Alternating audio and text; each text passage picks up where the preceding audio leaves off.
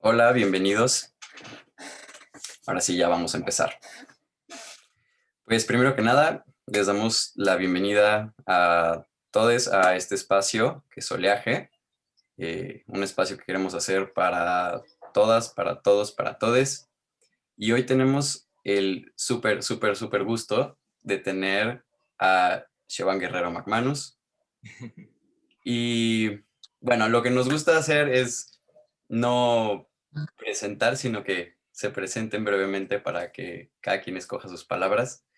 Y hoy vamos a tener esta increíble conferencia que también queremos que sea conversación, que por título va a llevar ¿Es el sexo más objetivo que el género? Y pues, bienvenidos. Es tu espacio, Sharon. Oh, muchas gracias. Espero que me vengan bien. Si no es así, pues me acerco un poco más. Pero como no tenía dónde apoyar el teléfono, pues aquí improvisé algo. Entonces, espero no estar muy lejos. Bueno, primero que nada, le agradezco la invitación a Oleaje. La verdad es que yo sí creo que este es un momento donde hay que apostar por todos los foros que se puedan, porque sí creo que es un momento un poco complicado la relación entre los activismos trans, los feminismos. Hay muchas preguntas, hay muchas inquietudes y yo creo que hay dos caminos: el camino de sentarnos y tratar de convencernos mutuamente de que hay un sendero común, o el que nos domine el prejuicio, el miedo, y yo creo que ese sería un camino muy desafortunado. Entonces, dado eso, pues yo le agradezco mucho a Oleaje el haberme extendido esta invitación, el tener interés también por mi trabajo, porque, bueno, pues yo siempre me pregunto, ¿y a quién le puede importar esto que yo hago, que es muy extraño? En ese sentido, pues gracias. Y esta pregunta de si el sexo es más objetivo que el género, creo que todo el mundo sabe el contexto en el cual se formula esta pregunta, pero aún así me gustaría, antes, digamos, de tratar de contestarla, homogeneizar lo que cada quien tiene como contexto ante esta pregunta, ¿no? Este sería, digamos que he dividido mi intervención en tres puntos. La primera es en qué contexto se está formulando esta pregunta.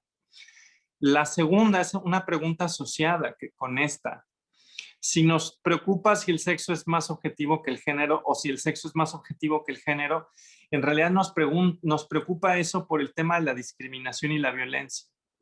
Si viviéramos en una sociedad sin discriminación y violencia, la pregunta no nos importaría, se volvería quizás una pregunta meramente teórica. El hecho de que vivamos en una sociedad tan llena de violencias es lo que le da relevancia, ¿no? Entonces también llegaré brevemente a esta segunda parte. Y finalmente, en la tercera, porque si no va a parecer que es una pregunta retórica, sí quiero comparar dos respuestas que se dieron en distintos momentos del feminismo. En el feminismo de la segunda ola se da una respuesta distinta al feminismo de la tercera ola, y vivimos en este momento de alguna manera en la herencia de ambas respuestas. Y no me, digamos que mi trabajo no es tanto convencer a nadie eh, de que debe estar de acuerdo conmigo. Eso es una decisión que tomará cada quien. Lo que sí quisiera básicamente es expresar una serie de argumentos. Entonces empiezo con el contexto. Básicamente, me parece que sería importante mencionar el contexto para que todos estemos entendiendo lo mismo. Se habla desde hace unos 6 años, desde unos 6 años, casi 7 años, de lo que le dicen el tipping point de la visibilidad trans. Es decir, durante muchos años, la letra T dentro del acrónimo LGBT estaba ahí como en silencio.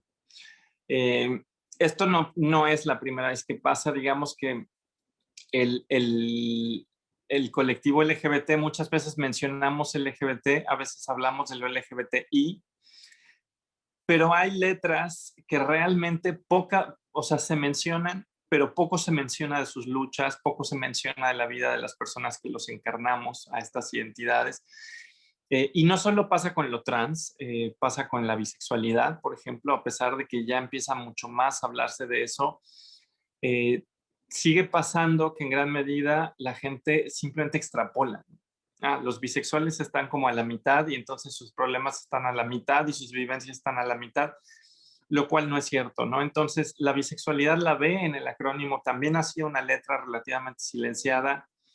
Quizás hoy la letra más silenciada no es la T, sino la I. La intersexualidad, de hecho, es el gran tema silencioso, silente de los activismos LGBTI.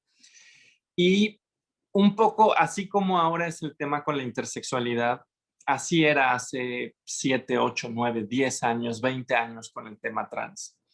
Estábamos en el acrónimo, pero en realidad de lo que estaba hablando toda la gente era vivencias que tenían que ver con orientaciones sexuales disidentes y no tanto con identidades de género disidentes.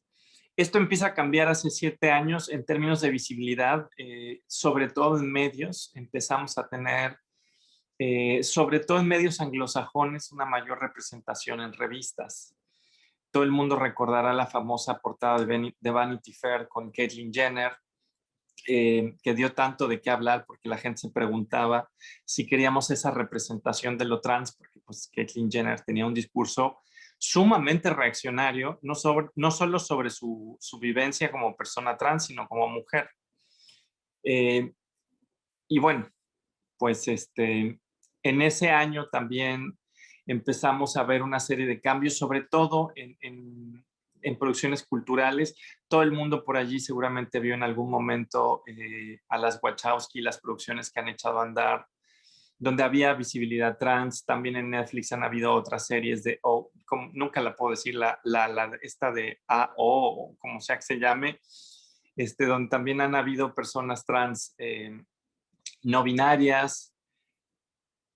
Y este proceso, si bien no tiene un correlato en los medios de representación, digamos en castellano, precisamente por la hegemonía cultural del norte, pues una de las cosas que sí pasa es que empiezan a verse vidas trans y empiezan a hablarse de vidas trans. Y este proceso no ocurre en solitario. Han ocurrido otras dos cosas que son importantes. Prácticamente hace 12 años empezaba este movimiento por la despatologización de lo trans, y de allí que, por ejemplo, en octubre, normalmente octubre se presenta como Octubre Trans, porque es el mes de la despatologización. Y este par de movimientos, digamos, de eventos, la mayor visibilidad y la despatologización, han transformado radicalmente el tipo de narrativas de lo trans, que empiezan no solo a verse, sino que empiezan a ser encarnadas. Con respecto a la despatologización, que no se nos olvide que desafortunadamente las identidades no marchamos al mismo tiempo en lo que respecta a la despatologización. Si bien colectivamente celebramos el 17 de mayo, como acabamos de hacer, porque es el día donde la Organización Mundial de la Salud declaró que la homosexualidad no era una enfermedad hace ya 31 años, que no se nos olvide que ahí no se despatologizaron todas las identidades. De hecho, no se despatologizó ni siquiera toda experiencia homosexual. Había todavía una preocupación con menores de edad, dicho sea de paso.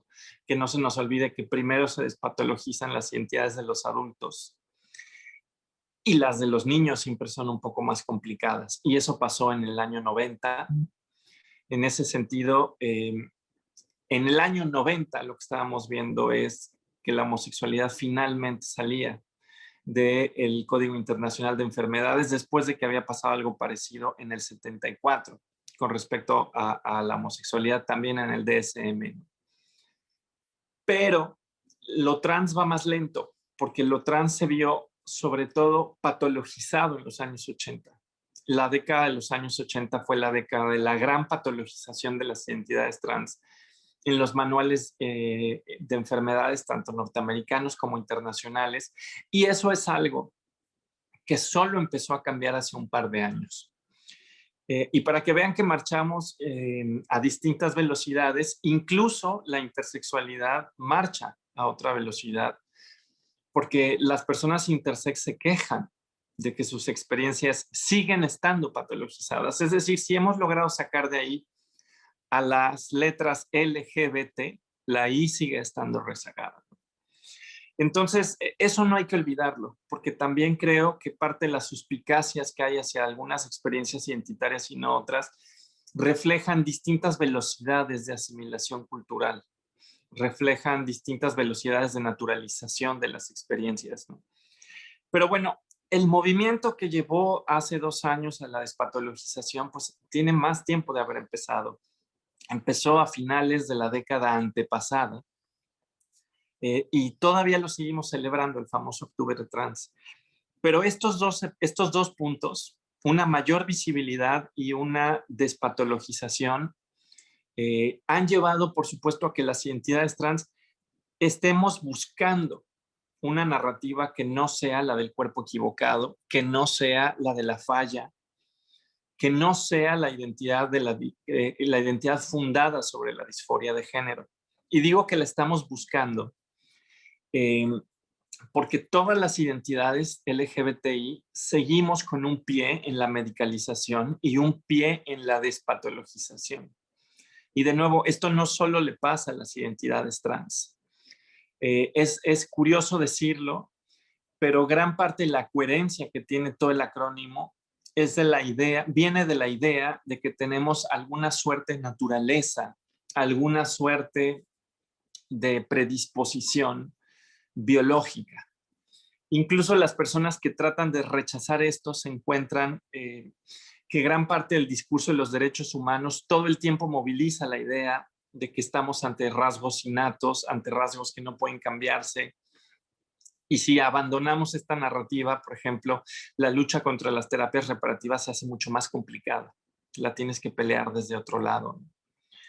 Entonces, todo esto lo digo porque desafortunadamente, no solo con la experiencia trans, sino con el grueso de las experiencias LGBTI, estamos en un proceso inacabado para tratar de dejar atrás la patologización, la construcción médica de nuestras identidades, porque esta construcción médica todavía sirve como aquello que nos da fundamento ontológico, como coherencia como sujetos. Porque es este discurso médico de que hay una especie de condición médica subyacente que quizás ya no se considera patológica, la que mucha gente moviliza en el discurso de la así nací, así soy, es algo que me es intrínseco y muestra todavía este resabio de que nuestras identidades están fundamentadas en lo biológico. Y alejarse de eso es muy complicado, porque de alguna manera implicaría una construcción radicalmente distinta a las identidades, ¿no? Pero bueno, en el caso concreto, por supuesto, de las identidades trans, en este proceso de alejarnos de la despatologización, en este proceso de alejarnos de la idea del cuerpo equivocado y de la disforia, una de las cosas que se ha demandado, por supuesto, es que si esto no es una enfermedad, entonces no tiene por qué ser diagnosticado. Si esto no es una enfermedad, si esto no es un desorden fundamentado en la disforia de género, entonces no tiene por qué haber digamos, una tutoría médica con respecto al reconocerte o no como una persona trans. Quizás algo que sí tendría que haber, en cierto sentido, es un acompañamiento, sobre todo si es una transición hormonizada, porque es así, yo siempre lo diré, con las hormonas no se juega. Pero no tendría por qué haber de alguna manera esta idea de que son los médicos los que finalmente nos reconocen nuestras identidades, ¿no? Entonces, en el contexto en el que se hace esta pregunta de si el sexo es más objetivo que el género, no hay que perder de vista que están pasando estas dos cosas. Una mayor visibilidad de las identidades trans y de las personas trans, junto con una narrativa en favor de la despatologización, donde la gente empieza a vivir su vida diciendo esto no es una enfermedad, mi cuerpo no está mal. Y por supuesto, esto ha generado que haya experiencias trans que no optan por el camino de la medicamentación, que no optan por el camino de la hormonización, que no optan por el camino de las cirugías. Y que aquellas personas que sí optamos por eso, porque en mi caso, bueno, yo sí he optado por tecnologías neumorales, es decir, hormonas y quirúrgicas, lo hacemos sobre la base de que es una decisión personal de autonomía del propio cuerpo y no una especie de práctica terapéutica. sea, no lo estamos haciendo de alguna manera con la idea de que esto fue una especie de terapia, una especie de curación. Aunque desde luego, y eso también lo digo a título personal, no nos hemos deshecho de la herencia patológica, ¿no? Porque muchas personas trans sí reconocemos que tenemos disforia, pero hay toda una renegociación sobre sus orígenes. Pero bueno, no me quiero perder, porque si no, van a decir, ¿a qué hora va a llegar a la pregunta? Y una de las cosas que me pasa es que me quedo mucho en las entradas y luego no llego al punto. Lo que quiero decir con esto de que hay mayor visibilidad y unas narrativas distintas, por supuesto, es que esto ha tenido un impacto en las leyes y ha tenido un impacto en la percepción pública de las identidades trans. ¿Cuál ha sido el impacto en las leyes? Que lo que le hemos exigido a los estados, y en muchas ocasiones hemos ido consiguiendo, es que los estados no nos tutelen las identidades. Si la medicina no lo hace, que tampoco lo haga el estado. Y recordemos aquí, por supuesto, que en México la primera vez que fue posible hacer un cambio de acta era a través de un juicio. Era un juicio, esto por supuesto estamos hablando de algo que pasaba hace 11 años, hace 12 años que se lograba esto.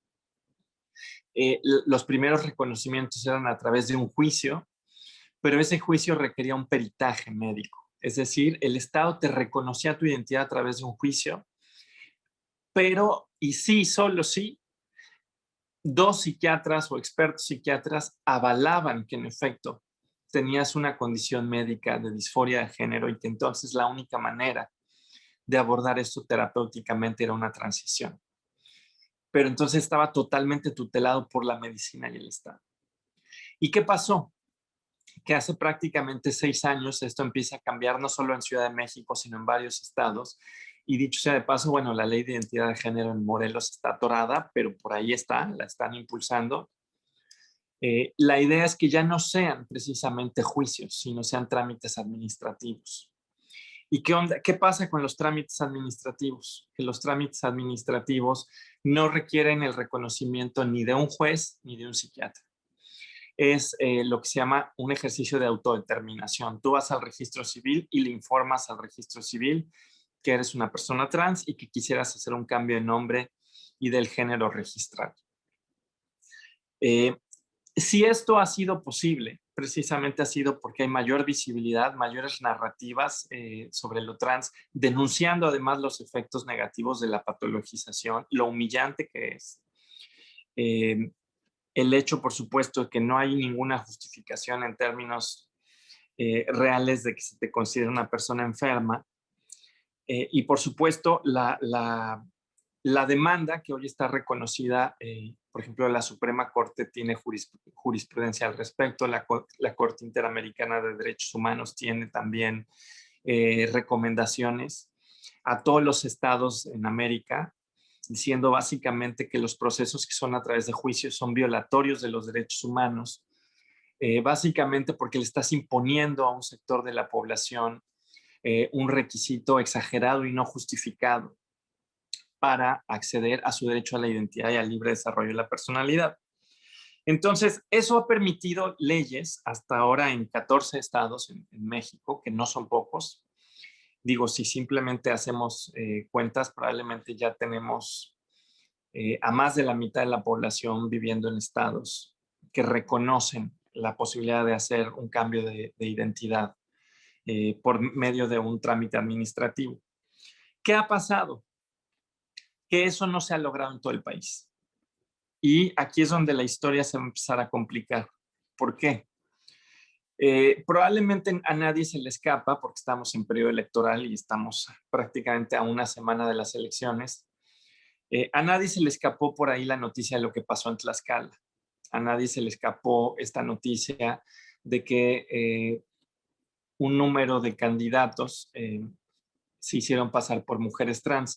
De hecho, si vieron las noticias, no solo pasó con identidades trans. Este año, el Instituto Nacional Electoral hizo una serie de políticas afirmativas inspirándose en el logro que había significado en 2018 el poner cuotas de género muy estrictas. Si recuerdan, en 2018 era necesario que todos los partidos pusieran paridad en las candidaturas, lo cual llevó a que digamos, a este periodo se le llamara la legislatura de la paridad de género, porque habíamos logrado una proporción 50-50, cosa inédita en prácticamente todas las legislaturas del mundo. Al Instituto Nacional Electoral se le ocurre hacer una política de acción afirmativa parecida con las poblaciones LGBTI y también con las poblaciones indígenas y afromexicanas.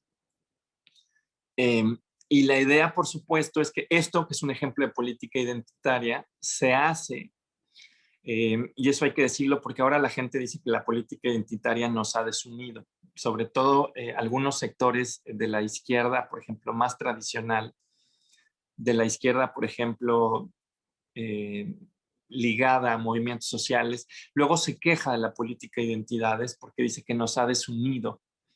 Dicen es que el feminismo, el movimiento LGBTI, de alguna manera rompen las coaliciones de clase. Y esto es de hecho, es una denuncia que empezó desde los años 50 se empezaron a oír, pero en México en los años 70 se oía muchísimo, porque en ese momento cobraron fuerza el movimiento LGBTI, el movimiento feminista. Pero la política de identidades se empieza a llevar a cabo porque hay una deuda histórica a ciertas minorías que los modelos democráticos no han subsanado. Y no lo han subsanado precisamente porque el problema es que los valores de las mayorías se reconstituyen incluso a través de los métodos democráticos. Bueno, y aquí alguien me va a decir, bueno, pero en México eso era una ficción hasta hace realmente muy poco. Bueno, ignoremos eso, pero incluso si hubiéramos tenido una democracia ejemplar, algo que sí sabemos, es que incluso en las democracias representativas más ejemplares se gesta una deuda histórica con ciertas minorías porque los valores de las mayorías mantienen excluidas a las minorías. Entonces, lo que hace una cosa como el Instituto Nacional Electoral con esta política de acción afirmativa es de alguna manera tratar de darle espacio a estas minorías. De nuevo, no solo a la minoría LGBTI, sino también a grupos indígenas y afromexicanos. Y si han seguido las noticias, esa política claramente no funcionó. Y lo digo con todo respeto para la gente que la impulsó. Y no funcionó no solo en el tema de las minorías LGBTI, sino tampoco parece haber funcionado bien en el tema indígena. Por ahí han de haber visto que algunos candidatos simplemente se autoadscribieron como candidatos indígenas. Y cuando les preguntaban, oye, ¿y pues a qué pueblo representas? Pues a un pueblo. Pues sí, pero ¿a cuál? ¿Qué lengua? ¿Cómo se llaman? Por ahí hubo un caso bastante sonado de gente que se autoadscribió a identidades indígenas y que no podía decir, pues a cuáles, ¿no? Y lo mismo pasó con candidaturas LGBTI. De hecho, se le pedía a todos los partidos que tuvieran candidatos LGBTI, pero resulta que los candidatos pueden elegir no revelarlo, porque en efecto sería inconstitucional obligar a los candidatos a revelar su identidad de género o su orientación sexual. Entonces, la gran paradoja es que tú instituyes una política basada en la autoadscripción para incluir a minorías, pero como está basada en la autoadscripción y sin embargo sería inconstitucional que lo tuvieran que revelar, y además la autoadscripción pues no se convalida con nada. Entonces es muy fácil que cualquier persona diga, pues yo soy gay, yo soy lesbiana, yo soy trans, y pueden ponerlo a pesar de que eso no se traduzca en nada en su vida. Entonces, ¿por qué cuento esta anécdota? Porque esta anécdota ejemplifica uno de los problemas en política pública que ha hecho que la pregunta de si el sexo es más objetivo que el género se vuelva relevante. O sea, si les he contado esta muy larga historia, es precisamente para que se entienda el por qué la pregunta de si el sexo es más objetivo que el género se ha vuelto tan relevante. Porque hay una parte de la población que dice, muchas de las políticas de acción afirmativa que hemos desarrollado históricamente buscaban precisamente atender a minorías o a sectores poblacionales que no necesariamente son minoritarios, como las mujeres, pero que la democracia estaba en deuda con estos sectores. Pongo el ejemplo de esta legislación porque no solo en México se ha discutido mucho. En países como España, en países como Argentina, el caso mexicano se ha discutido mucho. Precisamente porque dicen, el problema es que si tú introduces categorías en las legislaciones que son categorías de mera autoadscripción, lo que estás haciendo es que le estás abriendo la puerta a una serie de estrategias que socavan la viabilidad de las políticas afirmativas. Este es el contexto un poco en el que esta pregunta toma fuerza. Ahora, por supuesto que no es que todo el mundo esté preocupado por las políticas afirmativas en la esfera electoral. La preocupación real en realidad tendría que ver con políticas afirmativas en otro tipo de esferas, que podrían tener que ver con, por ejemplo, cuotas en las universidades, que tendrían que ver, por ejemplo, con refugios, que tendrían que ver con legislaciones encaminadas en prevenir la violencia, sobre todo la violencia de género. Es decir, el contexto en el cual surge la pregunta de si el sexo es más objetivo que el género no es un contexto, digamos, teórico. O sea, no es que alguien estuviera en un seminario de metafísica de género e hiciera la pregunta en abstracto. La pregunta surge por una serie de cuestiones muy concretas y es, en sociedades violentas y que tienen prácticas de discriminación muy extendidas y donde hay una deuda histórica de los estados y de las democracias hacia ciertos grupos, sean o no minorías, en esos contextos se han hecho políticas de acción afirmativa. Y estas políticas de acción afirmativa parecen requerir que puedas precisamente distinguir quién es la población a la que está destinada esta política. Porque si tú haces una política de acción afirmativa que no puede hacer esta distinción, se puede volver una política inútil.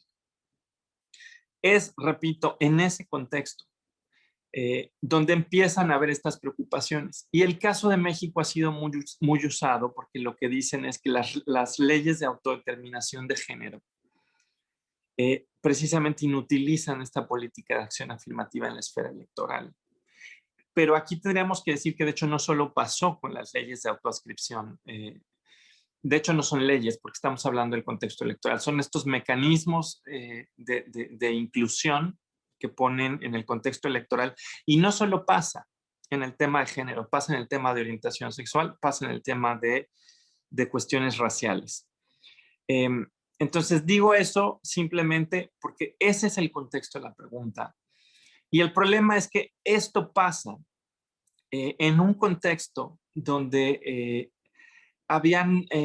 se habían dado desarrollos en paralelo de movimientos que si bien no son idénticos, sí tienen escala global y tienen ciertas coincidencias. Estoy hablando, por ejemplo, del auge de lo que se llama la nueva derecha antiderechos. La nueva derecha antiderechos es un movimiento global. Es el movimiento que ha movilizado el término ideología de género como una manera de descalificar a los estudios de género, al activismo feminista, al activismo LGBTI. Y este movimiento, por ejemplo, una de las cosas que ha hecho es que ha abandonado el discurso religioso.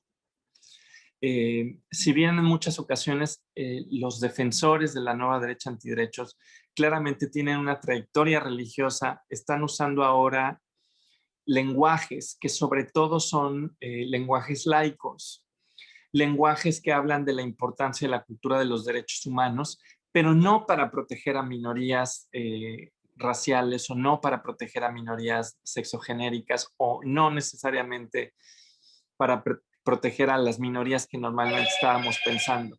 Muchas veces son un uso estratégico del discurso de los derechos humanos, por ejemplo, para salvaguardar la libertad religiosa, pero suponiendo que la libertad religiosa alcanza a tal punto que te permitiría discriminar a otra persona en la esfera pública. Entonces hay un uso tramposo del discurso de los derechos humanos. Lo mismo ocurre con respecto a la tutela de los padres sobre los hijos, porque se argumenta el derecho de los padres a educar libremente a sus hijos, pero se ignora, por ejemplo, el derecho al interés superior del menor.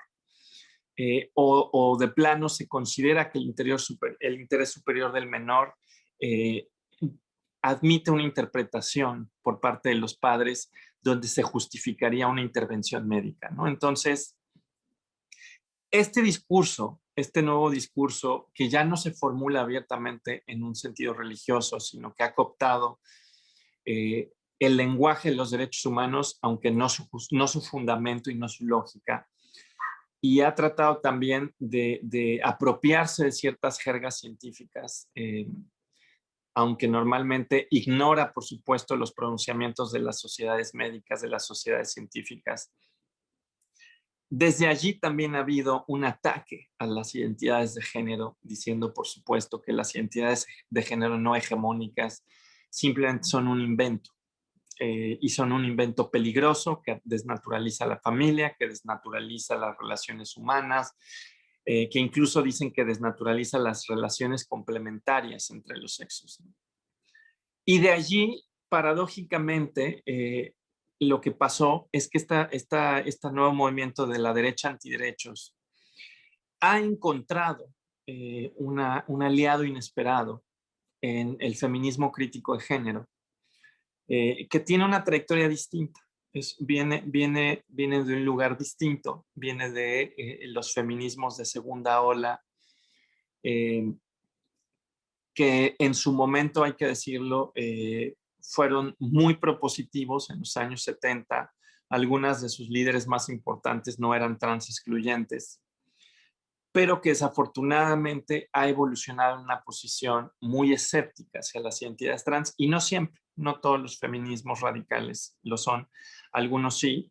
Normalmente la diferencia tiene que ver en términos de cómo se enuncian, pero aquí se ha dado una convergencia interesante, que si no fuera tan grave el hecho de que se están jugando las vidas y los derechos de una minoría, sería sociológicamente apasionante estudiarlo, pero bueno, como se nos va la vida en ello, ya no suena tan bonito ni tan apasionante, sino suena complicado y escabroso.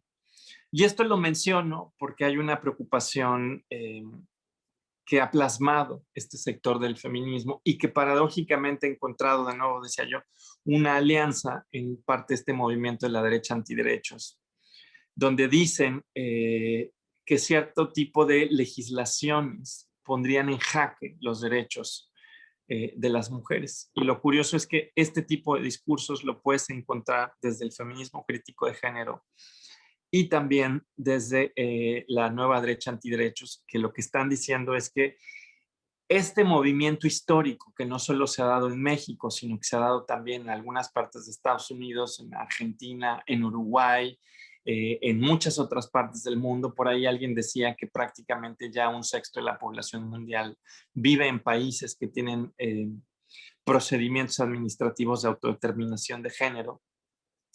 Decían, estos mecanismos ponen en jaque los derechos de las mujeres, ponen en jaque los derechos de las mujeres, porque ya no es posible objetivamente hacer una separación entre la población a la que está destinada la política y el resto de la población.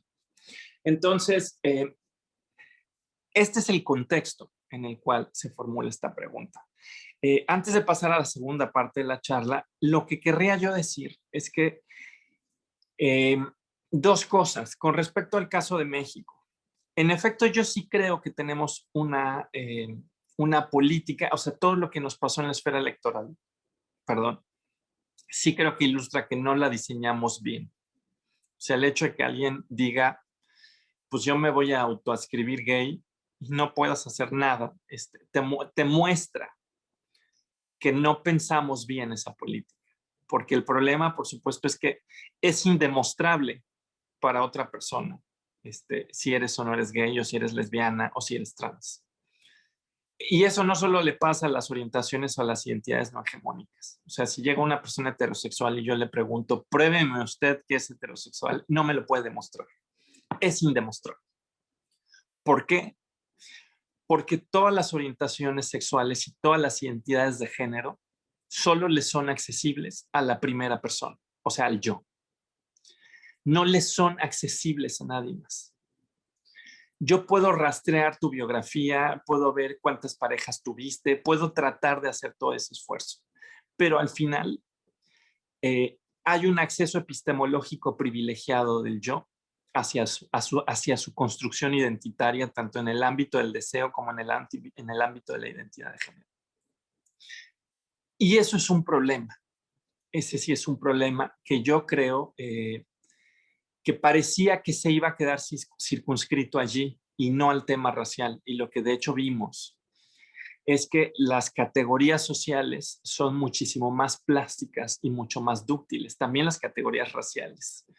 Y alguien me puede decir, no, pero eso tiene que ver con tu ancestría, con tu genealogía, y nada más para demostrarles que no está tan así la cosa. Uno de los datos que sí se han observado, por ejemplo, en Brasil, en la época de Lula, en los 8 años que Lula fue presidente, es que la cantidad de personas, la cantidad de brasileños que se autoadscribían como negros subió.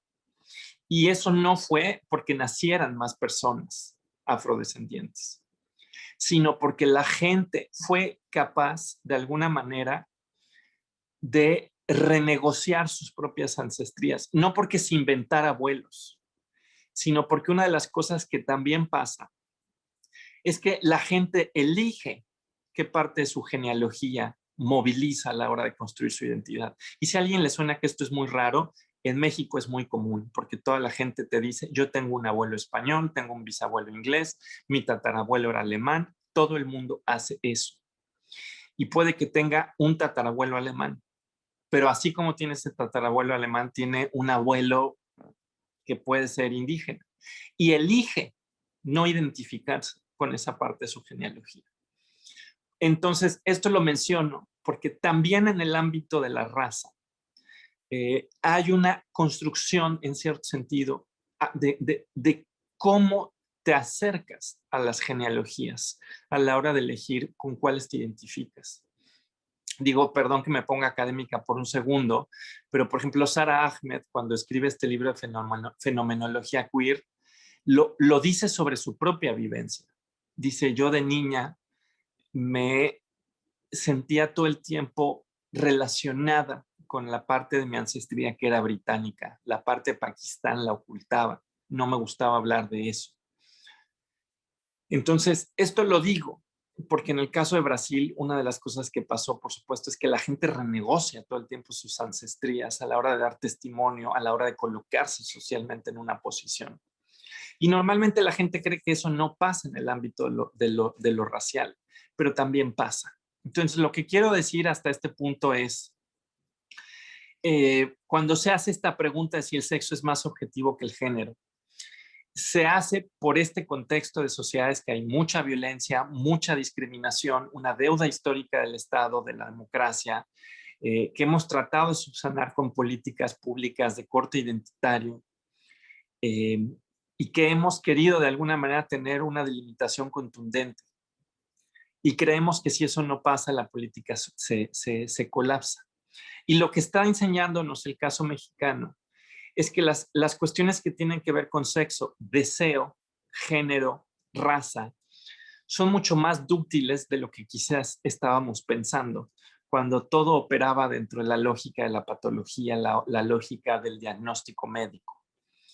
Y que es en ese contexto donde esta pregunta toma visibilidad. Ahora,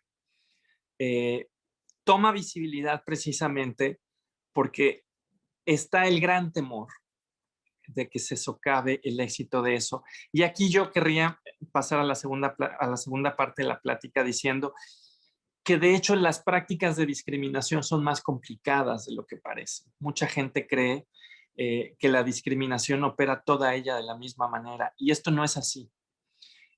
Nos discriminan tanto por sexo como por género y es una cosa que en varios lados también he tratado de mencionar. Aquellas personas que creen que solo ocurre un tipo de discriminación y que esta es por sexo o que esta es por género, están de alguna manera obviando que las prácticas de discriminación de hecho rastrean distintas propiedades corporales. En ese sentido, cuando la gente dice la discriminación siempre opera por sexo, pasa por alto que a veces en la esfera pública la propiedad social que está siendo rastreada no es la misma en todos los contextos. Pongo 2 ejemplos muy concretos. La violencia obstétrica. cuando estamos hablando de violencia obstétrica, sí estamos hablando de discriminación por sexo. Cuando estamos hablando de eso, por ejemplo, la vivencia que más se acerca a la de las mujeres cisgénero es la de los hombres trans. Porque quienes pueden vivir ese tipo de violencias, las viven porque la propiedad que está siendo rastreada en sus cuerpos es el sexo. Perdón que lo ponga en estos términos de la propiedad rastreada, es una mala traducción de lo que le dicen en inglés tracking, pero es como rastreo. O sea, lo que voy es que la práctica médica que puede llevar a discriminación en violencia obstétrica lo hace porque está rastreando el sexo. Y ahí puede haber una discriminación por sexo. Y ahí la semejanza, por supuesto, es entre mujeres cis y hombres trans. Pero también puede pasar, por ejemplo, en la esfera pública, en los espacios públicos como la calle, que el acoso sexual callejero no está rastreando el sexo, está rastreando la expresión de género. Ni siquiera está rastreando la identidad de género. Está rastreando la expresión de género. Y en ese sentido, por ejemplo, un hombre trans con una expresión de género masculina no vive ese tipo de violencia. Es decir, esa violencia no rastrea al sexo, esa violencia rastrea otro tipo de propiedad, en este caso la expresión de género. Y precisamente porque eso ocurre, es que las mujeres trans que tenemos, bueno, yo no sé si la tengo, pero bueno, hay mujeres trans que sí tienen una expresión de género femenina. Yo no creo que yo sea muy femenina, creo que soy un poco andrógina en mi apariencia, pero bueno, aquellas mujeres trans que tienen una expresión femenina sí viven eso. La propiedad que está siendo rastreada, de nuevo, lo repito, no es el sexo, es la expresión de género. Y esta idea me parece fundamental, porque es una idea que poco se menciona cuando estamos discutiendo el tema de qué es lo que tienen que proteger las leyes. Porque detrás de la pregunta de si el sexo es más objetivo que el género, está la intuición de que lo que tienen que rastrear las leyes es una propiedad no solo objetiva, sino una propiedad que permite delimitar a la población que de hecho está viviendo la violencia. Y eso es un punto que es fundamental. O sea, la política pública no solo quiere ser objetiva porque sí.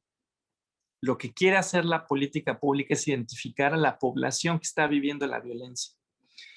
Y yo lo que querría decir en este punto es que si todas las leyes asumieran que todas las formas de discriminación son del mismo tipo, entonces vamos a tener leyes ineficientes. Porque no todas las formas de discriminación rastrean el mismo tipo de propiedades.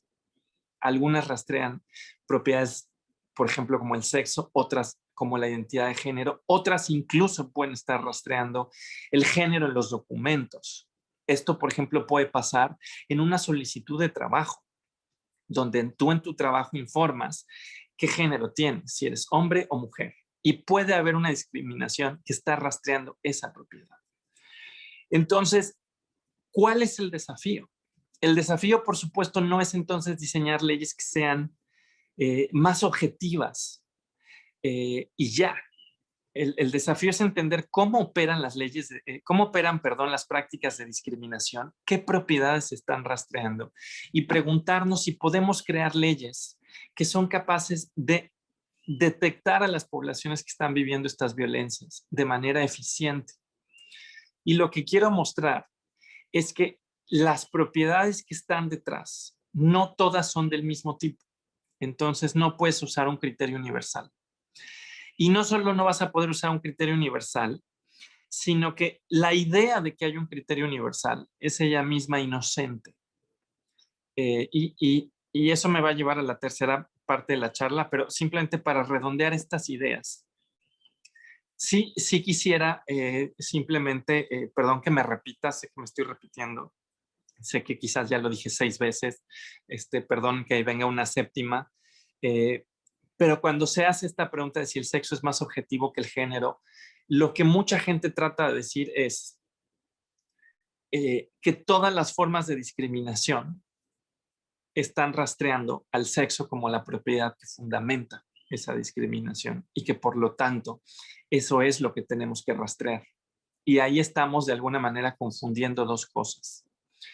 El tipo de propiedad que rastrea la discriminación y la pregunta de si esa propiedad es una propiedad públicamente accesible o no.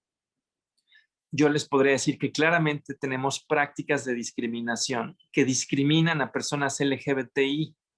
Es más, para circunscribirlo, sabemos que nuestro país tiene discriminación hacia personas LGBT. Lo sabemos porque, por ejemplo, la encuesta nacional de discriminación de 2017 revela que, por ejemplo, el 70 y tantos % de las personas trans en México cree que sus derechos se violan sistemáticamente.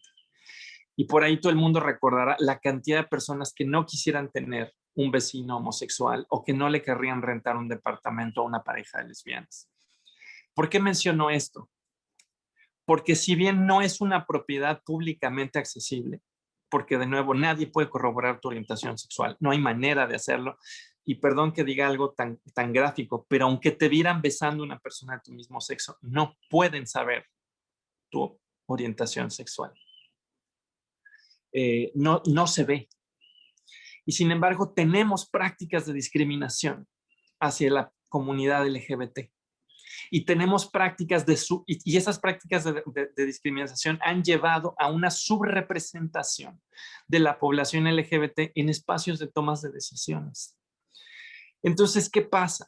Que si tú quieres hacer una política pública cuyo objetivo es, en efecto, combatir esta deuda de la democracia hacia este grupo minoritario, entonces la pregunta que te tienes que hacer es, ¿cómo vas a lograr eso? Y yo creo que no tenemos una respuesta clave, porque lo que sí sabemos es que no hay una propiedad objetivamente verificable, pero sí hay una práctica de discriminación a la comunidad. Y sí tendríamos que hacer una política que permitiera hacer eso. Quizás ahora no la tenemos. Eso es quizás algo que me importa decir.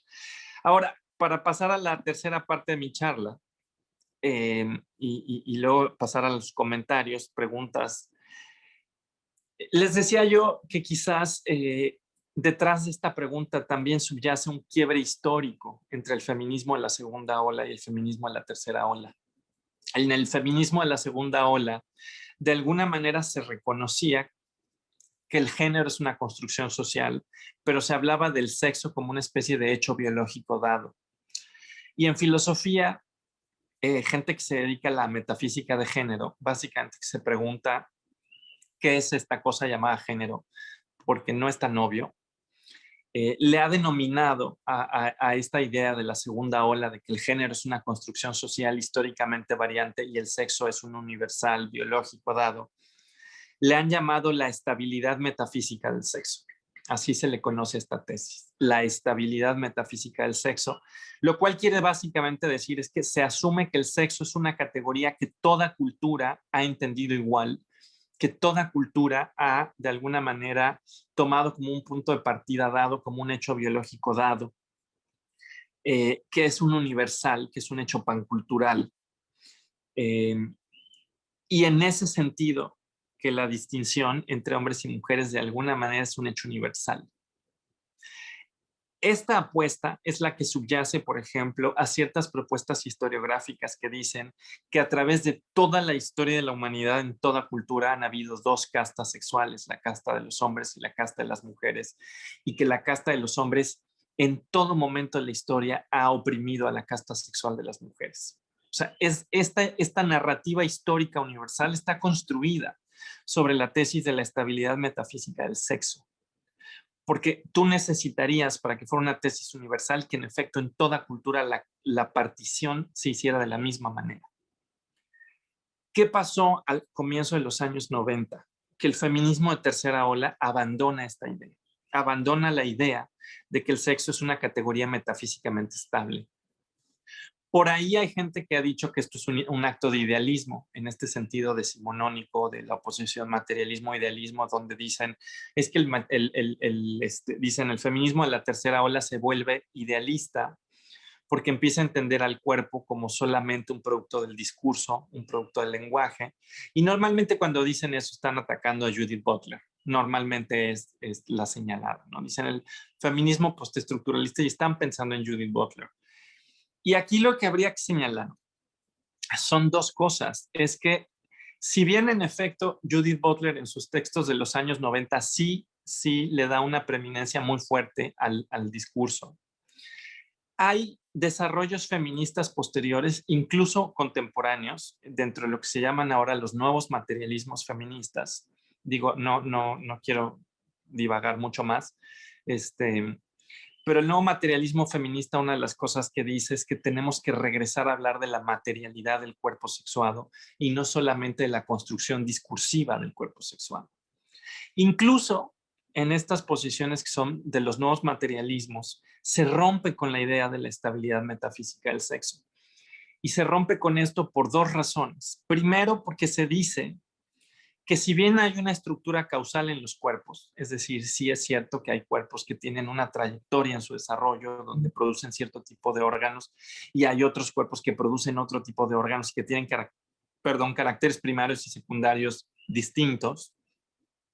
Dicen, esa diferencia anatómica subdetermina la manera en la que las culturas crean categorías. Es decir, no todas las culturas retoman estos hechos biológicos y los interpretan igual. Es decir, las culturas pueden colocar en distintos lugares, en distintos momentos del tiempo, a las personas dentro de uno u otro lado de la diferencia sexual, como esta elaboración cultural. Y aquí alguien puede decir, pero ¿de qué estás hablando? Y aquí nada más recordarles que en el siglo XIX toda la diversidad sexual se consideraba una forma de inversión sexual, una forma de intersexualidad, incluso empezando el siglo XX. Había endocrinólogos, había psiquiatras que consideraban, por ejemplo, que era un ejemplo de intersexualidad mental o incluso fisiológica. Y por ahí menciono a Gregorio Marañón, que es un gran endocrinólogo español de los años de mitad del siglo XX, que tenía una explicación sobre la homosexualidad donde decía la homosexualidad es causada por la heterosexualidad. Y ustedes van a decir, pero ¿cómo que la homosexualidad es causada por la heterosexualidad? Pero Gregorio Marañón está entendiendo el término heterosexualidad de una manera muy distinta. Dice, la heterosexualidad es el relicto del otro sexo que tiene cada persona. Es decir, dice Gregorio Marañón, en el desarrollo embrionario, la potencialidad de los dos sexos la tiene cada embrión. Y hay un punto donde se va para un sendero masculino o para un sendero femenino, pero esa potencialidad nunca se desvanece del todo. Y a esa potencialidad para haber seguido otro sendero, la llama heterosexualidad, es decir, no la entiende como una orientación sexual, la está entendiendo como una potencialidad que todo cuerpo tiene. Y para él, la homosexualidad, es decir, ahora sí el gusto, la orientación sexual por personas del mismo género, él la explica como el resultado de la heterosexualidad, como un desorden fisiológico subyacente, una condición intersexual, de alguna manera a nivel psicológico. Entonces, ¿por qué les digo eso? Porque una de las cosas que se da cuenta el feminismo de tercera ola es que la estructura causal del cuerpo subdetermina la manera en la que distintas culturas colocan a las personas en la posición de hombre o en la posición de mujer y que incluso pueden tener más posiciones. Por eso rompen con la idea de la estabilidad metafísica del sexo.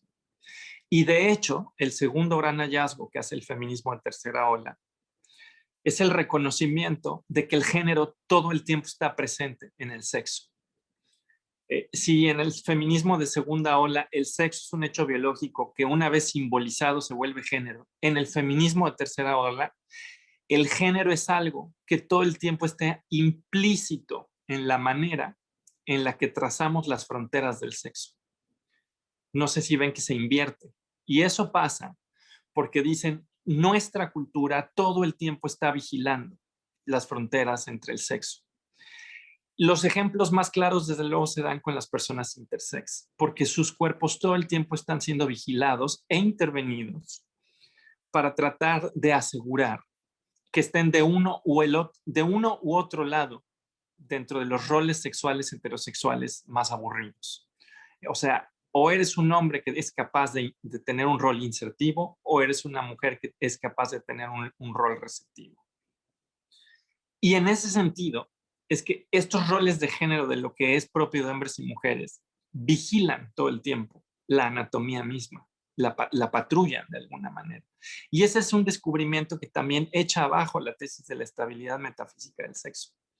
Porque lo que dicen es, no, las culturas hacen un acto de vigilancia distinto de esa frontera.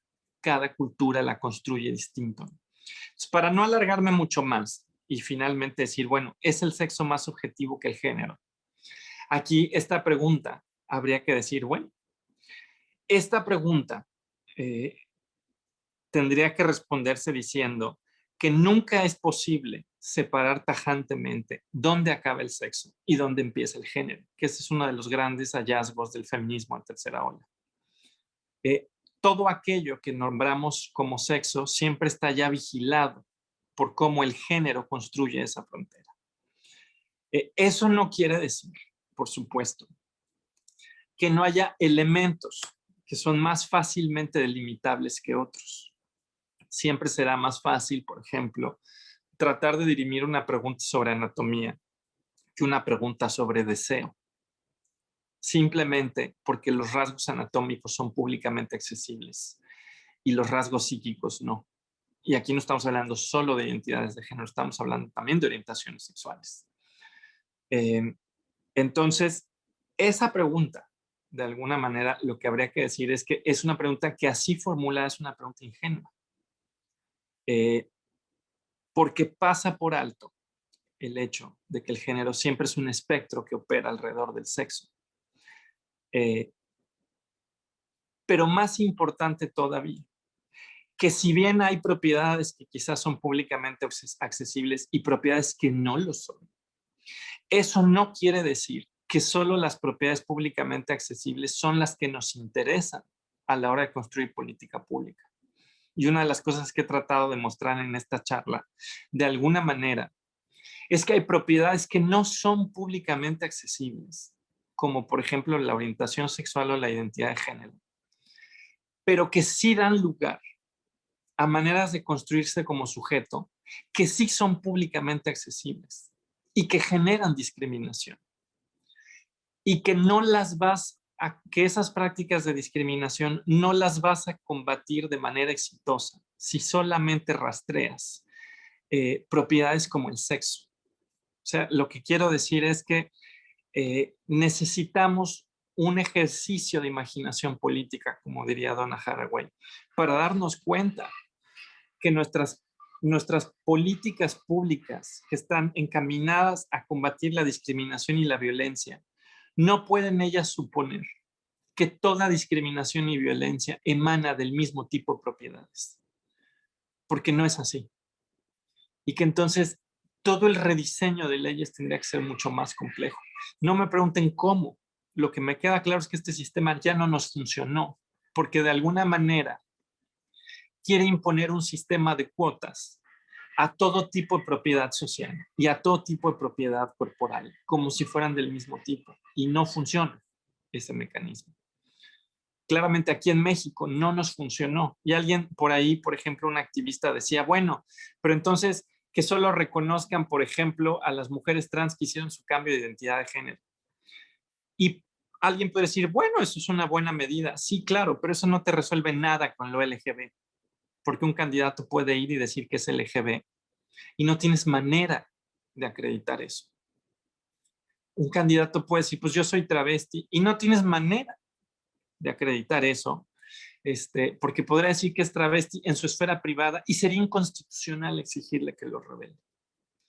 Entonces, creas una política pública que de alguna manera no funciona, pero que de cierto sentido sí estaba reconociendo que hay una deuda de la democracia a ciertas minorías.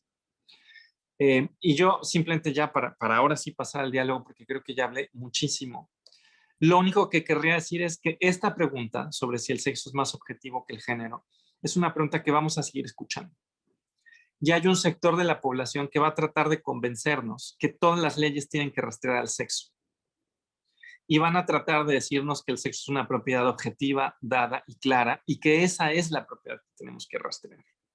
La conclusión que yo querría avanzar es, El sexo no es la propiedad transhistórica que quieren que creamos que es. No lo ha sido. Cada cultura la ha definido distinto, cada cultura ha vigilado esos límites de manera distinta.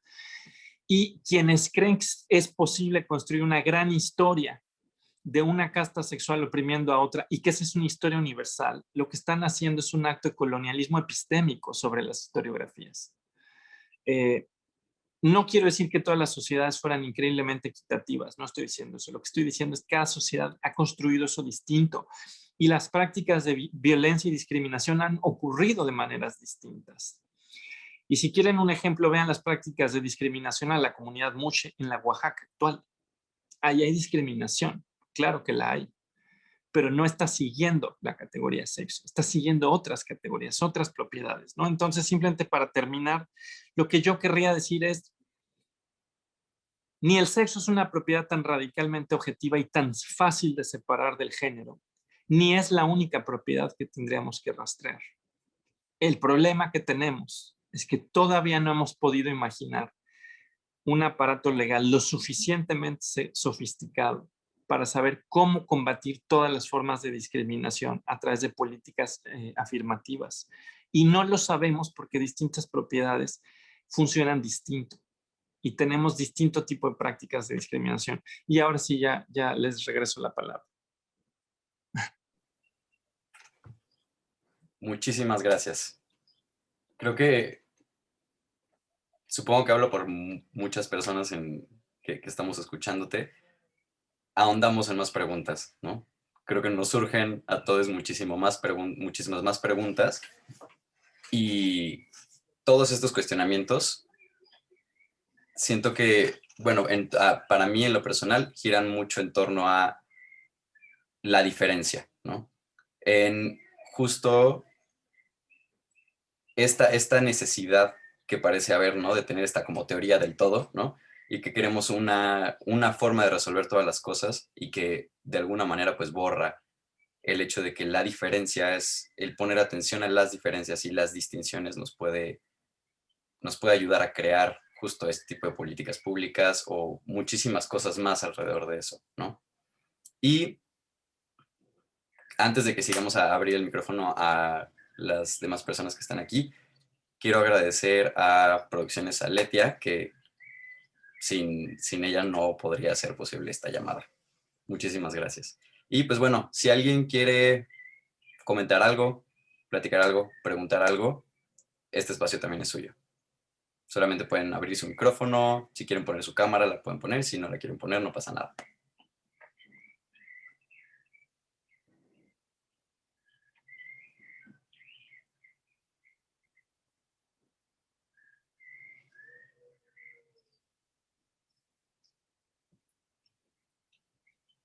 Y también, bueno, les recuerdo que también pueden escribir en el chat. Si no quieren abrir el micrófono, no quieren abrir la cámara, también tenemos el chat.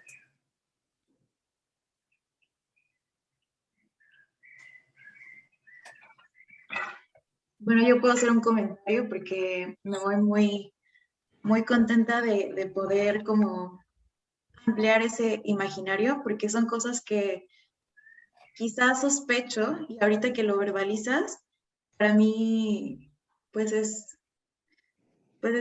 impresionante, ¿no? Como esto, que no tenemos el imaginario, bueno, no hemos, no hacías referencia a las políticas públicas como de que no están suficientemente sofisticadas, ¿no? Por esto mismo que menciona Enua, de que no hay una diferenciación, o sea, de todas las necesidades que tenemos. Pero eso en mi cabeza también opera así, como que de repente nombrarle ya estos, no sé, como vivimos este mito colonialista tan fuertemente, ¿no?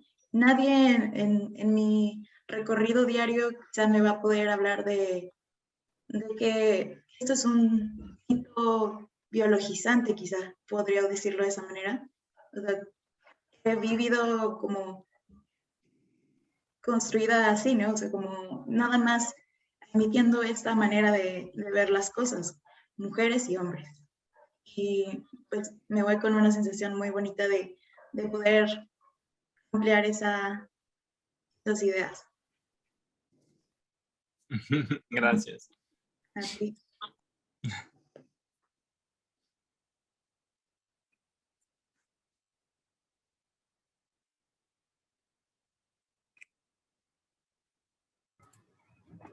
Hola, yo no quiero poner mi cámara porque soy muy vanidosa y ayer me desvelé, entonces nada más va a ser así.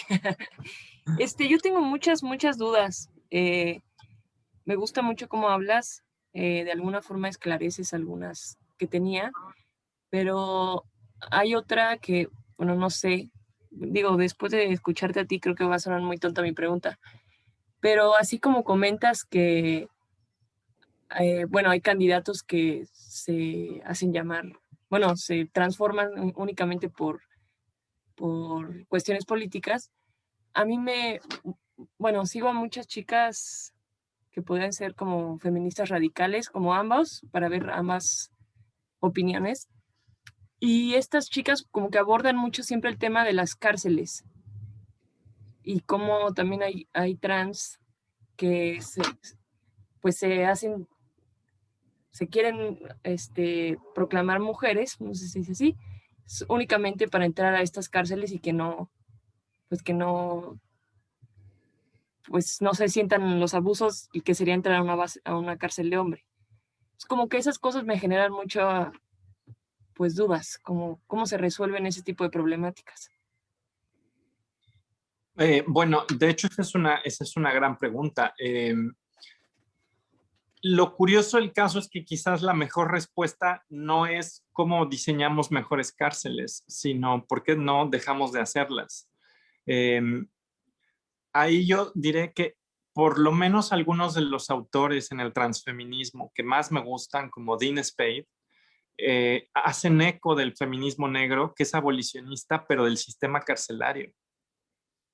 Y eso puede sonar curioso, pero de alguna manera aquí podrías tener una especie de choque de abolicionismos. O sea, al abolicionismo de género, que normalmente se le interpreta como siendo necesariamente transexcluyente, se le opondría un abolicionismo del sistema carcelario que diría, a ver, las cárceles no logran su cometido. Y a ver, esta es una pregunta compleja que tiene que ver con, por ejemplo, si el sistema penal logra lo que pretende. El abolicionismo del sistema carcelario, de hecho, no solo es abolicionista de las cárceles, es abolicionista del sistema penal. Y una de las cosas que dice es que ni el sistema carcelario ni el sistema penal, o sea, el derecho penal como herramienta, logran lo que pretenden. Y, por ejemplo, aquí en México, yo creo que dos feministas que han defendido estas dos posiciones son Estefanía Vela y Lucía Núñez.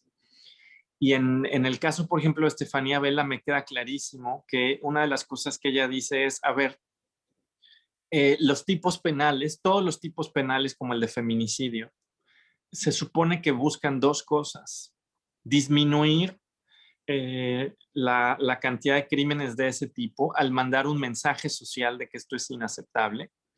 Es decir, de alguna manera tienen que expresar un mensaje que desaliente el que se cometan ciertos crímenes.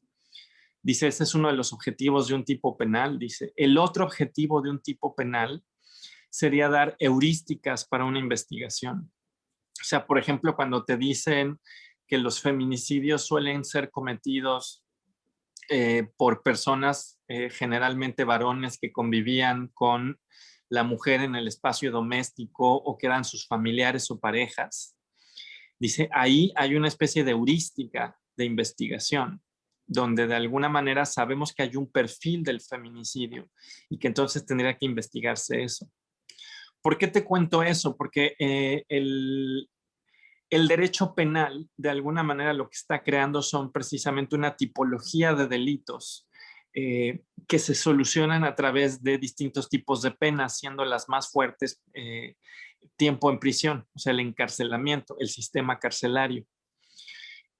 Y lo que dicen todos estos feminismos y estas feministas que son abolicionistas del sistema penal y del sistema carcelario es que los tipos penales no logran ninguno de esos dos cometidos.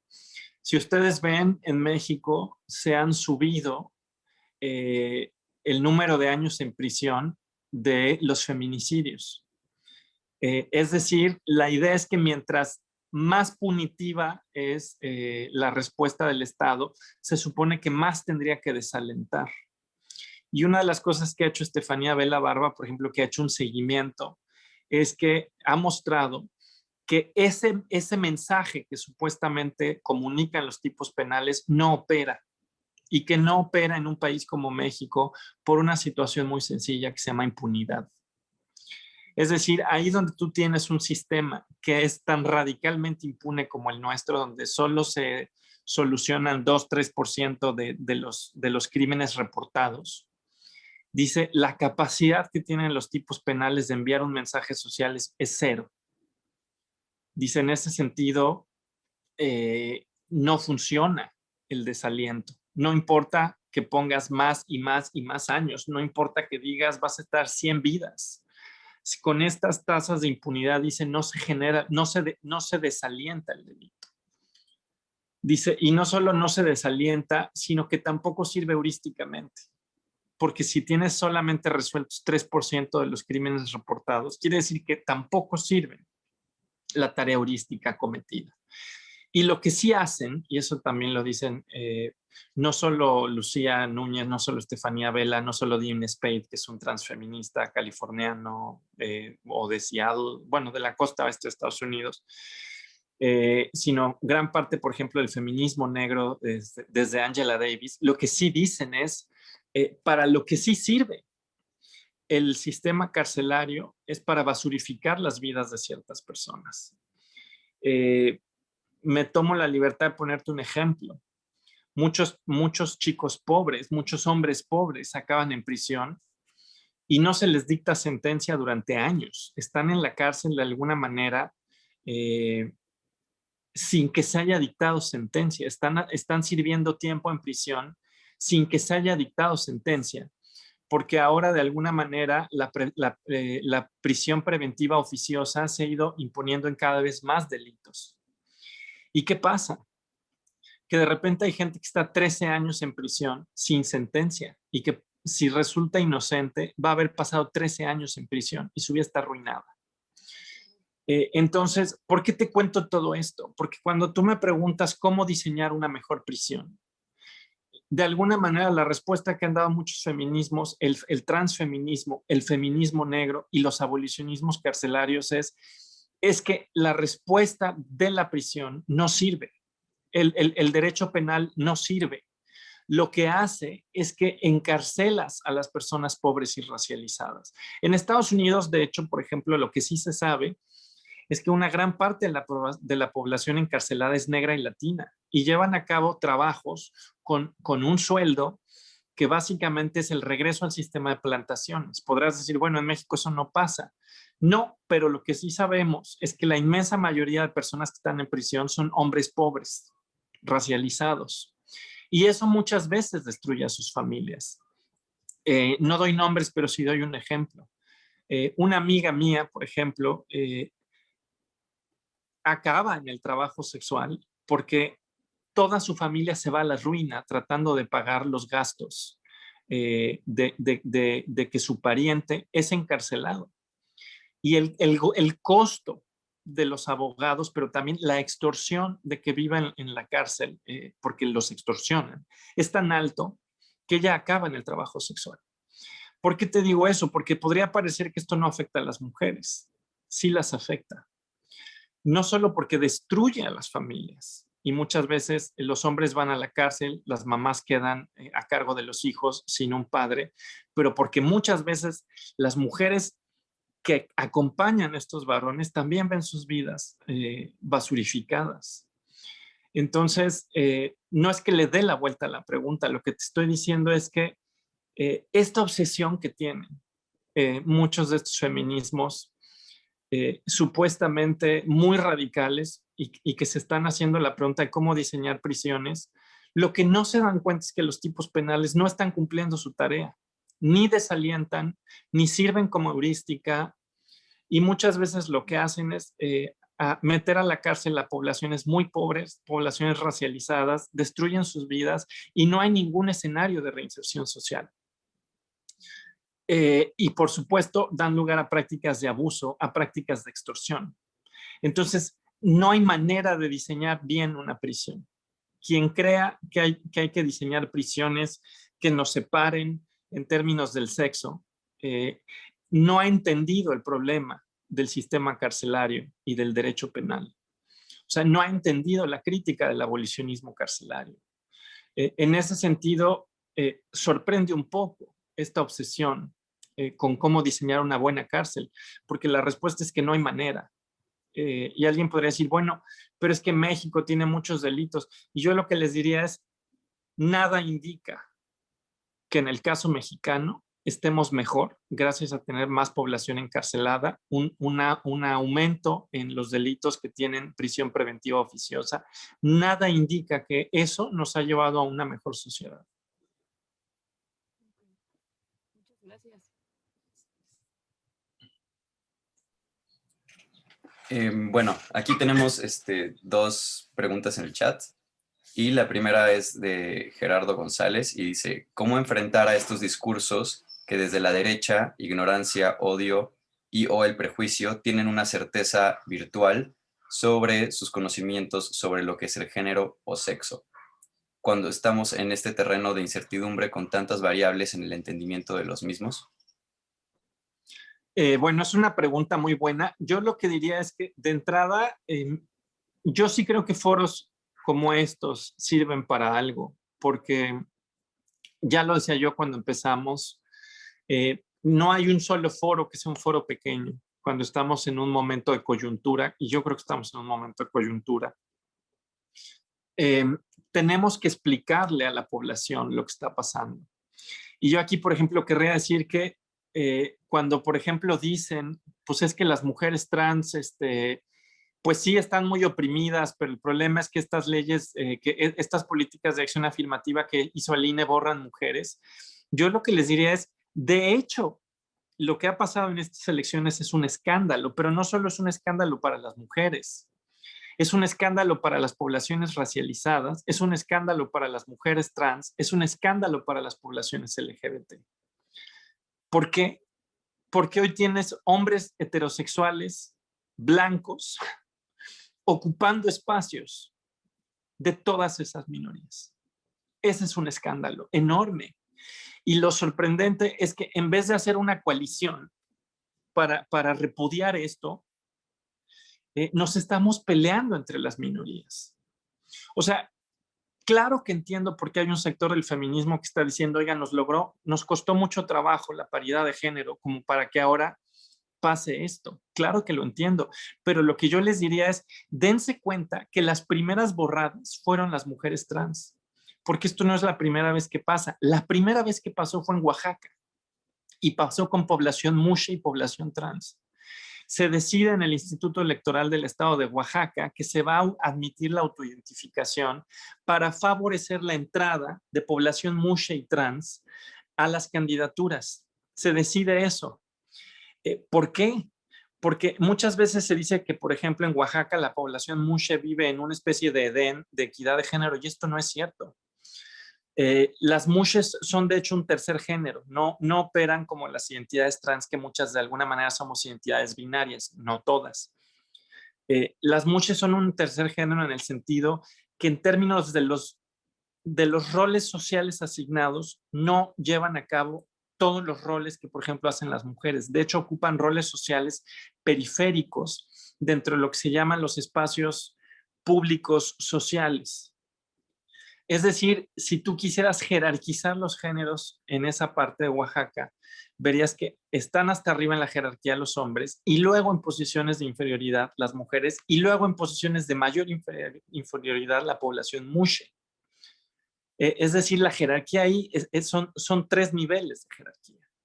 Y se hace una política para darle entrada a la población mushe y a la población trans. Y entran hombres cisgénero heterosexuales.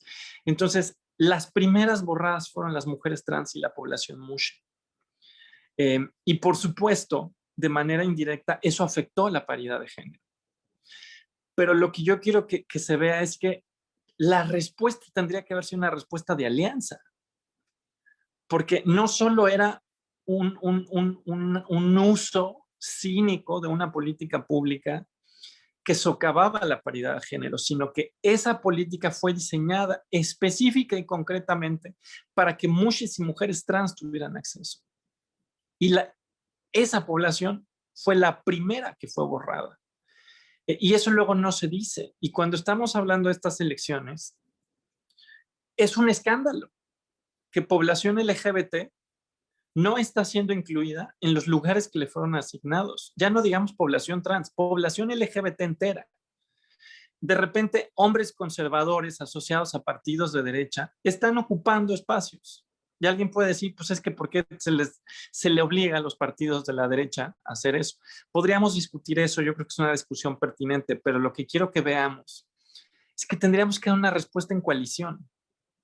O sea, porque es un ultraje a todos, a las mujeres, a la población LGBT, a las poblaciones trans, a las poblaciones racializadas. Y entonces no damos la respuesta en alianza. Nos separamos y nos señalamos unos a otros cuando la deuda de la democracia es hacia todos. Pero bueno, ¿cómo solucionar esto? De entrada, yo creo que necesitamos hacer foros así y tenemos que reconocer que las leyes a veces no salieron como esperábamos. O sea, y yo creo que se vale decir, este ejercicio de acción afirmativa no logró lo que buscaba, pero reconocer que la deuda histórica con las mujeres, con las poblaciones trans, con las poblaciones LGBT, con las poblaciones racializadas, ahí está y no se ha resuelto. Y pues ni modo, o sea, esto es una cuestión de seguir haciendo foros, seguir diciendo, y en algún momento trataremos de tener incidencia en el diseño de esas políticas. Por eso hay ejercicios de gobierno abierto, donde sí se nos recomienda a las poblaciones minoritarias y a las mujeres. Lo digo porque las mujeres demográficamente, pues el 51% no es minoría, pero políticamente sí, ¿no? Entonces, por eso la precisión. Entonces, yo lo que digo es, necesitamos participar en ejercicios de gobierno abierto y decir, a ver, no podemos hacer una política que solo contemple personas cisgénero o solo personas heterosexuales o solo personas blanco-mestizas. Pero las políticas de inclusión que hagamos no pueden ser una simulación donde una categoría se burle de las demás. Eso va a ser un desafío. Y tenemos otra pregunta de Adriana Sandoval, que dice, ¿hacia dónde se podrían dirigir las políticas específicas sin afectar a la población que sí necesita acceso a las leyes de autoidentificación, pero sí detectar a quien se aproveche de la ley? Híjole, esa es una gran pregunta. Yo por eso usaba esta frase de Donna Haraway de que necesitamos imaginación política. A ver, hay un escenario utópico que no estamos cerca de él. Alguien como Miquel Missé, a quien quiero mucho, pero siempre estamos en desacuerdo con respecto a casi todo. Miquel Missé decía, es que lo que tenemos que hacer es que el Estado deje de indagar acerca de nuestros cuerpos como marcadores biológicos que todo el tiempo está rastreando. Dice, ¿por qué tiene que hacer eso el Estado? Dice, hay que aspirar a un mundo donde el Estado no nos rastree, así que no esté viendo qué genitales tienes, qué cromosomas tienes, cómo te vistes, cómo se te lee socialmente. Y yo siempre le digo a Miquel, eso es una utopía. En una utopía donde hayamos desmontado la violencia y la discriminación, no vamos a necesitar leyes que de alguna manera sean políticas de acción afirmativa porque no serán necesarias. Le digo, pero eso es una utopía. Para llegar a esa utopía necesitas políticas de acción afirmativa. Y esas políticas de acción afirmativa tienen que distinguir a las poblaciones porque tienes que hacer un ejercicio de compensación. Es decir, si hay una deuda histórica con las mujeres, eso se tiene que reconocer. Si hay una deuda histórica con las poblaciones racializadas, se tiene que reconocer.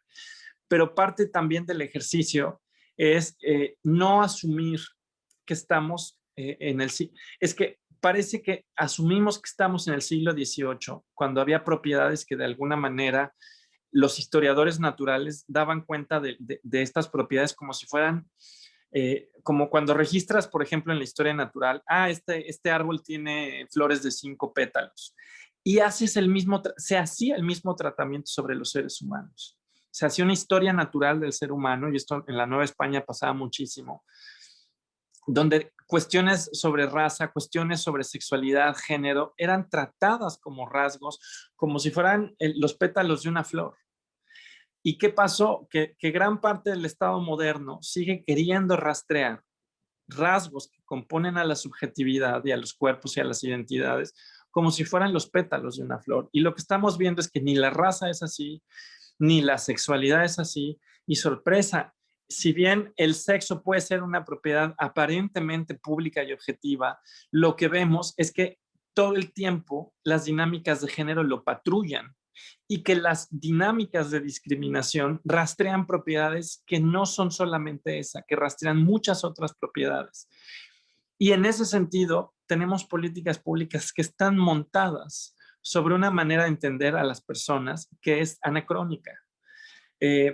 Dicho sea de paso, pues por eso de repente sí servimos para algo los estudios de género, los estudios de sexualidad. De repente la gente dice, pues eso quién sabe para qué sirve.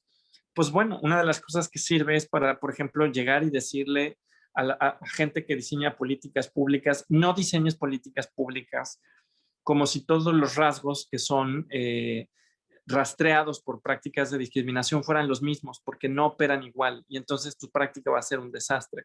Ahora, yo no tengo una sugerencia exactamente de cómo rediseñarla. Lo que sí te puedo decir es que varias compañeras tenemos la preocupación y hemos hablado porque reconocemos que estas políticas no sirvieron, que tenían una motivación legítima, pero que no sirvieron. Y la pregunta es, ¿cómo las reinventamos? Y estamos en un ejercicio colectivo de pensar eso. En este momento no sabemos para dónde movernos, pero nos queda claro que aquí no estuvo la respuesta.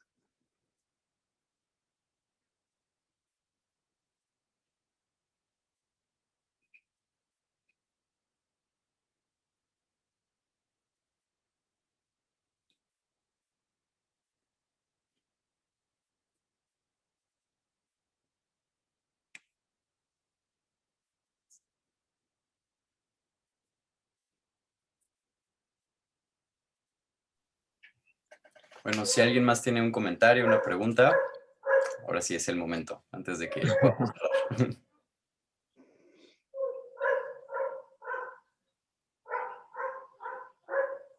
Hola, yo tengo un comentario. ¿Me escucha? ¿Me escucho bien? Yeah. Sí. Yo como parte de mi estudio fue politología, como toda esta construcción de entender las políticas públicas y todo eso. Es cierto, ¿no? De que la política pública, lo decía una doctora que nos daba clase, que la política pública se la dibujan como un mundo Teletubby, un mundo muy feliz, un mundo donde todos estamos agarrados de la mano, ¿no? Y ya en la práctica es este lugar tenebroso en donde solamente algunos cuantos deciden, ¿no? Qué tienen que hacer y cómo lo tienen que hacer, ¿no? Pero todo esto viene como en un contexto, ¿no? Había como esta discusión cuando en Friburgo se firma el Tratado de las Políticas Culturales, venía dentro esta sección de la diversidad, ¿no? Y entonces está como esta pelea de, ok, cuando hablas de diversidad cultural, y solamente se queda cultural, o también vamos a agarrar la diversidad sexual, ¿no? Y sigue todavía esta lucha, ¿no? Estos puntos de a debatir. Cuando hablamos de cultura, de diversidad cultural, ¿tenemos que referirnos a lo sexual o no? ¿Tenemos que quitar lo sexual o tenemos que dejarlo, no? Entonces, por ahí también va como todo este proceso que cuando hablan cuando se crean políticas públicas, ¿no? En referencia a lo sexual, muchas veces se olvida como de lo cultural, ¿no? Se desapega de cultural, ¿no? Porque piensa de que la cultura y el sexo están como totalmente, hay como esta brecha, ¿no? Y hay otros teóricos y hay otros politólogos que están como diciendo, como no, tenemos que fusionarlos, ¿no? O sea, en cierto sentido tenemos que dar su espacio, pero también hay como ciertas cuestiones que tenemos que juntarlos para generar políticas públicas que sean beneficiables, ¿no? Y desde estas personas que también las generen, ¿no? Porque en México pasa, ¿no? De que la política pública la genera estos diputados, estos senadores, que viven en una realidad totalmente diferente. Viven en una realidad que no es, ¿no? Entonces, bueno, más de comentario también es estas preguntas. ¿Tú crees que para generar una política pública tenemos que unir lo cultural cuando hablamos de diversidad para generar políticas públicas, podemos juntar lo cultural y lo sexual o tiene que estar separado o puede estar juntos? Es una buena pregunta. A ver, yo no sé si daría una respuesta general para todos los casos, porque luego ahí hay, cuando das esa generalización te entrampas. O sea, lo que sí me queda claro es que hay una política cultural que tendría que estar reconociendo que hay producciones culturales que se hacen dentro de ciertas subculturas o que se hacen dentro de ciertas lógicas políticas que no son disociables ni de la sexualidad ni del género.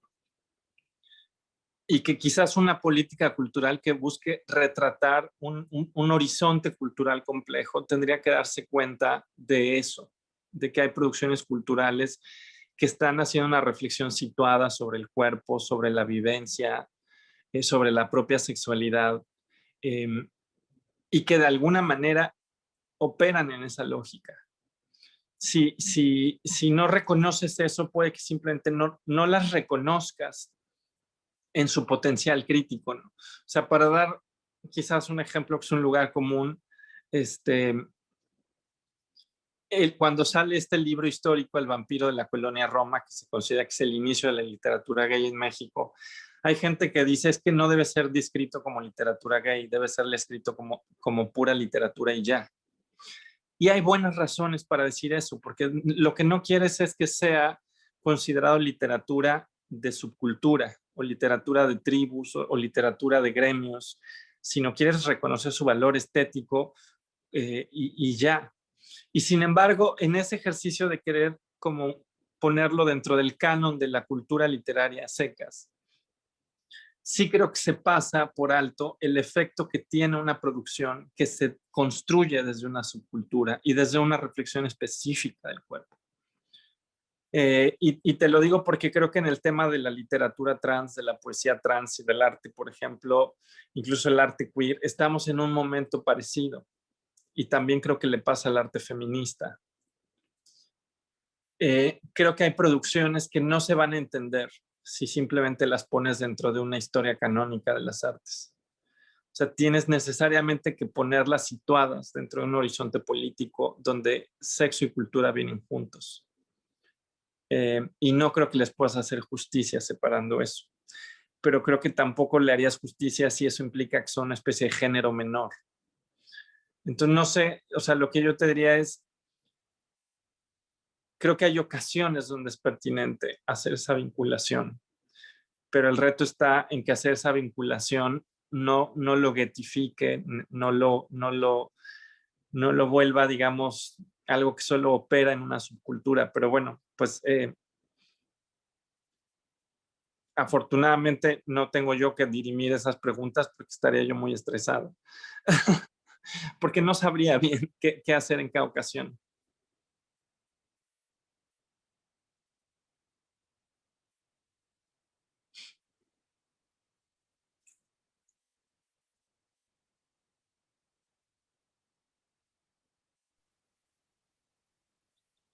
Bueno, pues ya son las 7:30 y ahora sí, hablen ahora o callen para siempre, para que vayamos cerrando.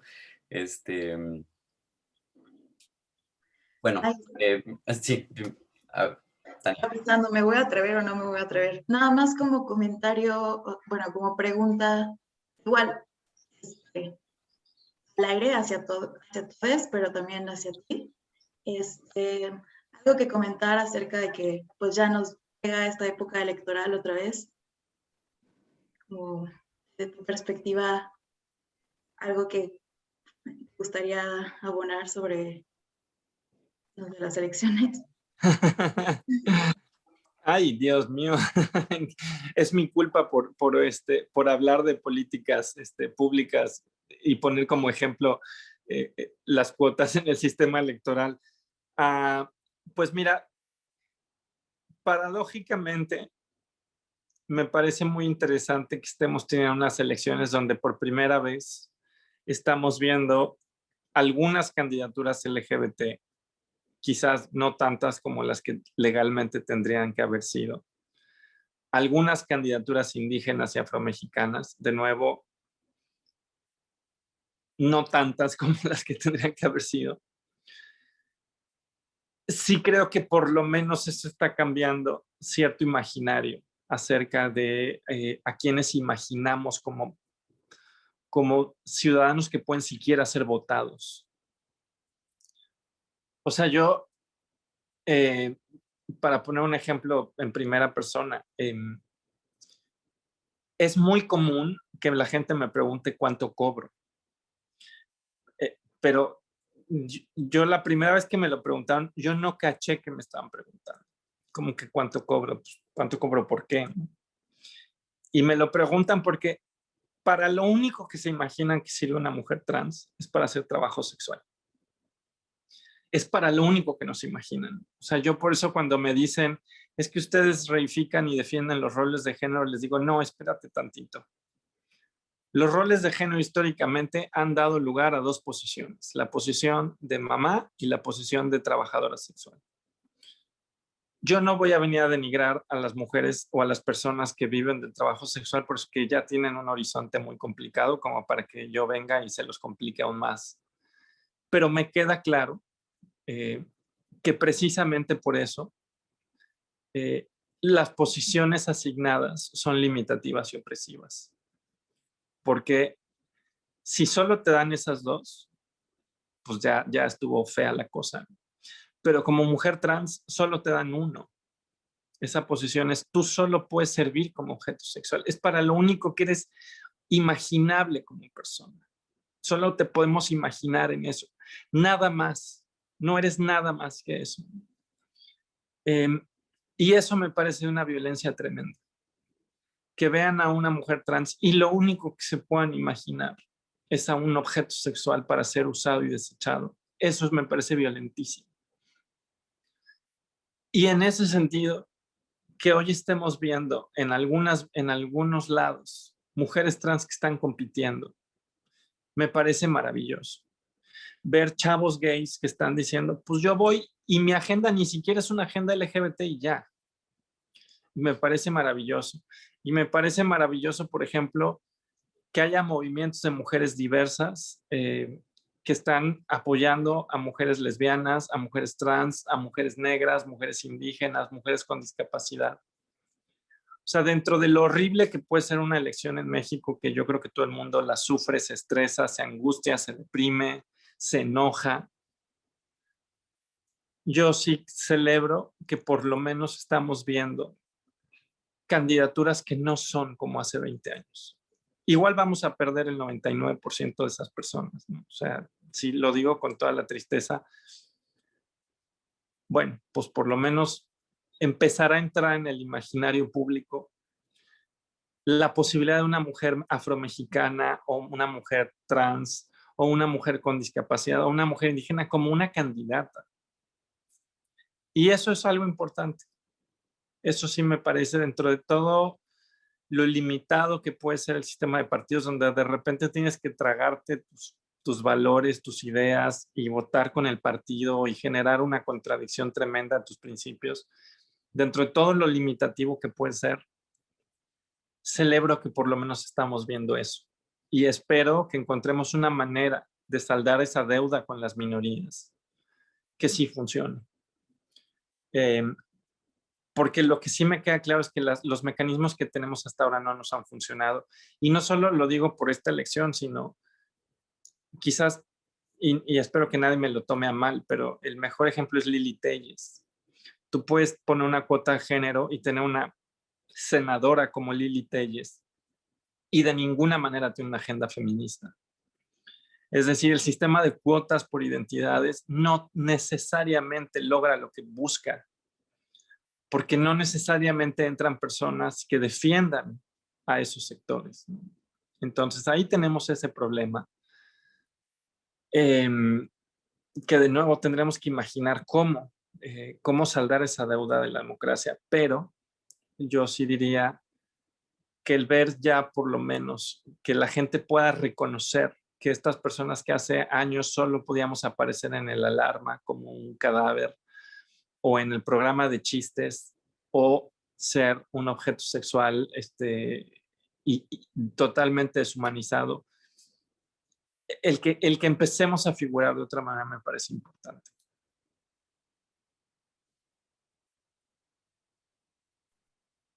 Gracias.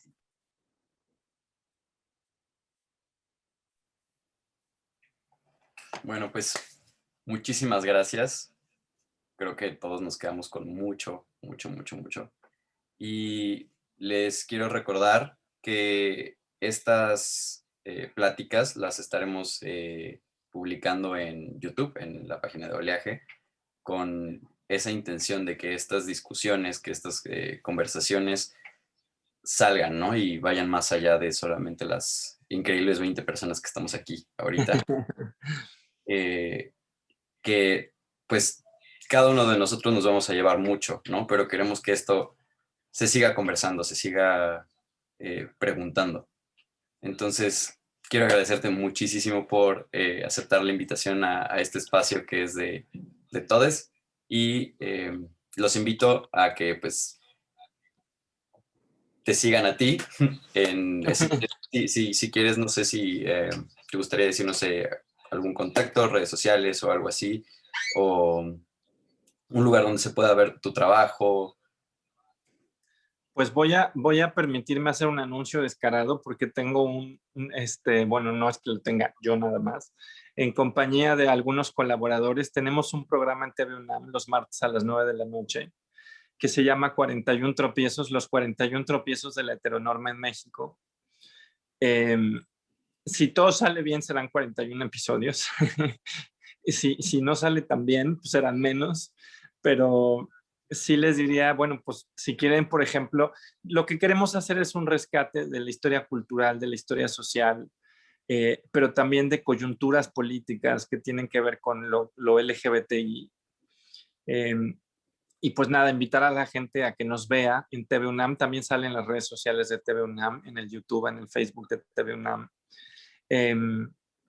Y pues lo que queremos es eso, rescatar un poco de la historia, de las preguntas, de las voces, de qué hemos sido como una comunidad LGBTI que no solo es una comunidad cruzada por identidades sexuales, sino por otro tipo de problemáticas. Entonces, pues nada, eso. Perfecto, muchísimas gracias. Vamos a estar muy, muy, muy atentos todos a esto. Y bueno, otra vez gracias a Leti Rivas, que nos permite este espacio también, nos lo brinda. Y pues les recuerdo que tenemos también nuestra convocatoria de Torrencial abierta todo el tiempo, que es para que nos manden su obra y nosotros vamos a compartirla. Y pues estén atentos porque también esta semana tenemos buenas noticias a partir de mañana. Y pues otra vez, muchísimas gracias a todos. Gracias a ustedes. Les mando un abrazo. Bye. Igual. Chao. Chao, gracias.